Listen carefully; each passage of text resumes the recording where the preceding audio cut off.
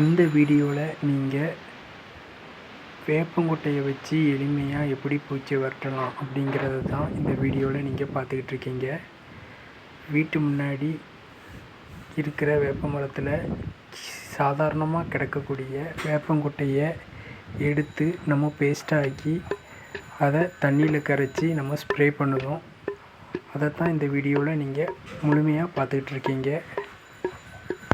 இதை எல்லா காய்கறிகளுக்கும் ஸ்ப்ரே பண்ணலாம், எல்லா செடிகளுக்கும் ஸ்ப்ரே பண்ணலாம்.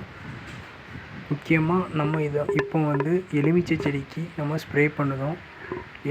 எலுமிச்சை செடிக்கு ஸ்ப்ரே பண்ணின 2 நாளில் நல்ல துளிர் விட்டு புது கிளைகள்லாம் முளைச்சிருக்கு. அதை நீங்களே யூஸ் பண்ணி ட்ரை பண்ணி பார்க்கலாம். கடையில் தேவையில்லாமல் காசு கொடுத்து நம்ம பணத்தை வேஸ்ட்டாக்கிறதுக்கு நம்ம வீட்டு முன்னாடி கிடைக்கக்கூடிய ஒரு பொருளை எடுத்து நம்ம யூஸ் பண்ணிட்டு வந்தோம் அப்படின்னா நம்மளுக்கு காசு ரொம்ப மிச்சம். அதே நேரத்தில் இது ஒரு ஆர்கானிக்காகவும் நம்ம வீட்டிலையே செலவு இல்லாமல் பூச்சியை விரட்டிடலாம். அதைத்தான் நீங்கள் பார்த்துக்கிட்டு இருக்கீங்க.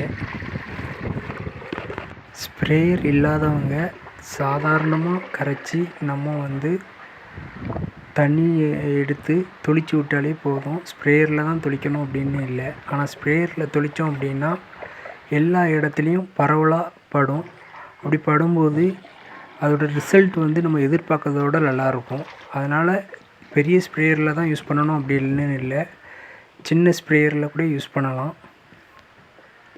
ஸ்ப்ரேயர் இல்லாதவங்க சும்மா வெறுமனையாக தெளித்து விட்டால் கூட போதும்.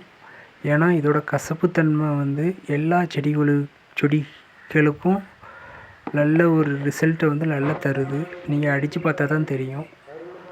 நம்ம அடிக்கிறது இப்போ எலுமிச்சை செடிக்கு அடித்த 2 நாளில் புது கிளைகள்லாம் விட்டுருக்கு, துளிர் விட்டு வந்திருக்கு.